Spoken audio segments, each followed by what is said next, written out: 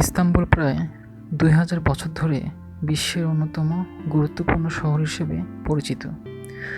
পূর্বে এটি রোমান সাম্রাজ্যের রাজধানী ছিল, এরপর অটোমান সাম্রাজ্য এবং পরে আধুনিক তুরস্ক রাষ্ট্রের রাজধানী ছিল।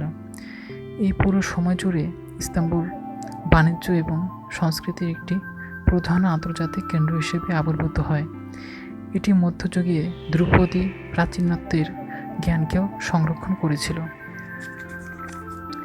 যার ফলে পশ্চিম রোমান সাম্রাজ্যের পতনের পরেও গ্রিক ও রোমান যুগের জ্ঞান হারিয়ে যায়নি। পরবর্তীতে অটোমানরা তাদের সাম্রাজ্যের রাজধানী স্থাপন করে ইস্তাম্বুলে। ষোড়শ শতকের গোড়ার দিকে মক্কা মদিনা দখলের পর খিলাফত হিসেবে অটোমানদের দাবি যখন উল্লেখযোগ্য বৈধতা লাভ করে, তখন ইস্তাম্বুল বিশ্বের বৃহত্তম ইসলামী সাম্রাজ্যের রাজধানী হয়ে ওঠে। প্রথম বিশ্বযুদ্ধে অটোমানদের পরাজয় ঘটার পরে আধুনিক তুরস্ক তার রাজধানী ইস্তাম্বুল থেকে সরিয়ে আঙ্কারায় নিয়ে যায়, তবে দেশের সবচেয়ে বৃহত্তম বিশ্বজনীন শহর এবং তুরস্কের আর্থিক কেন্দ্র ও একটি মেগা সিটি হিসেবে আবির্ভূত হয়।